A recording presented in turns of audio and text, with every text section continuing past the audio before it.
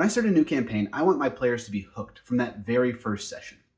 I want them to go home at night and think about that game. I want them to itch for their next fix. I want them to think that I did a good job. Is that toxic? Absolutely. Do I know how to do it? Yes.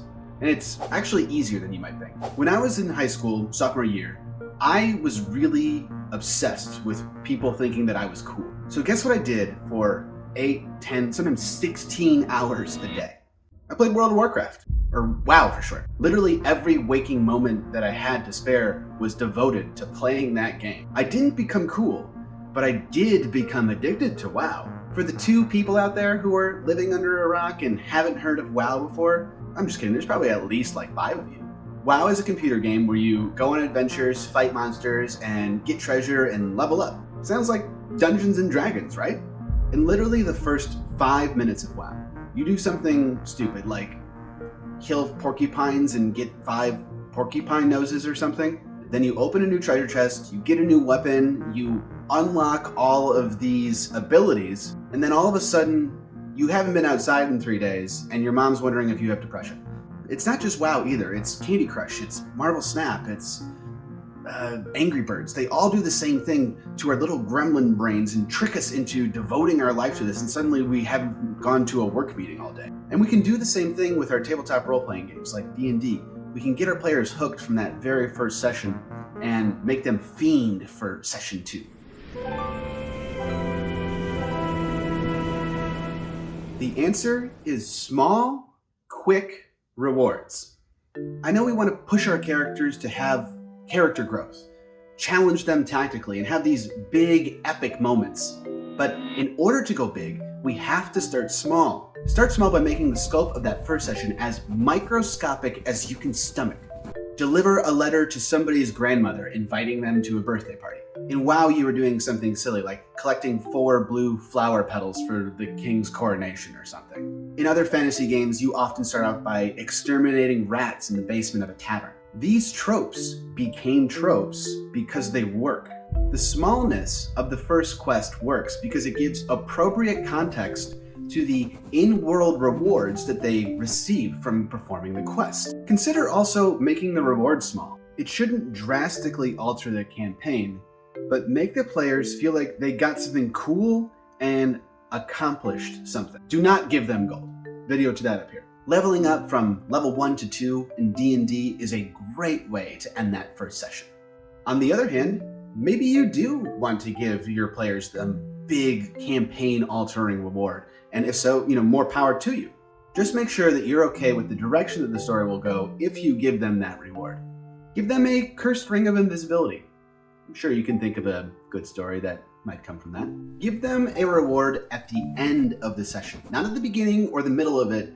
The reason is because we want to give them time to wonder. If you give them a level up at the end of the session, they're going to wonder, wide awake at night, how this new power that they've been awarded is going to feel once they have the ability to exercise it. If you give them a magical ring, they're going to wonder how it's going to make them feel more powerful when they use it. It's really about what that wonder of new power that creates that addictive pull for players and makes them want more of that feeling. And that's it. That's all you gotta do. Easier than you thought, right? Just give them a small reward right at the end of that session. They'll wonder about how that reward will make them feel more powerful, and it probably won't break your game because it's a small reward. A lot of you are probably wondering how to create that feeling of addiction throughout the campaign beyond just this first session, and that's definitely hard to do, but let me know if you want a video about that in the future. I have some thoughts. And speaking of the future, I want to talk about the future of this channel. When I first started this channel about 10 weeks ago, I decided that I was going to do 10 videos and then I was going to take a break. Quick mathematicians might be correct in assuming that this is that 10th video, which means that after this, I'm going to go away for a little while. The purpose of this break is definitely not just to rest and recharge, although yes, I will be doing that. But it's more to kind of reflect and see, did I like making these videos? Did it make me happy? Throughout these 10 weeks, I've been very busy, writing scripts, recording footage, editing with my creative partner, and definitely editing a lot of video footage as well.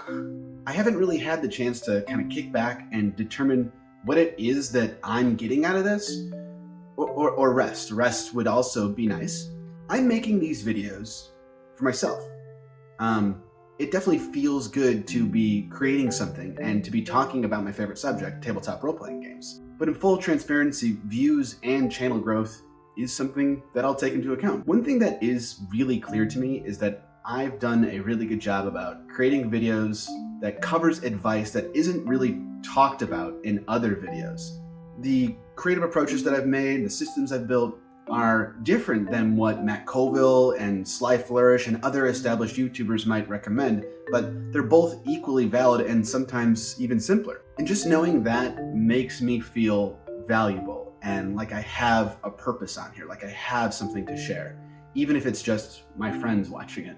So I need to weigh the validation that I create for myself and the validation that I crave from other people. Let me be very clear. This is not a Mr. Beast style call to action. If this video doesn't get 500 likes, I'm quitting YouTube.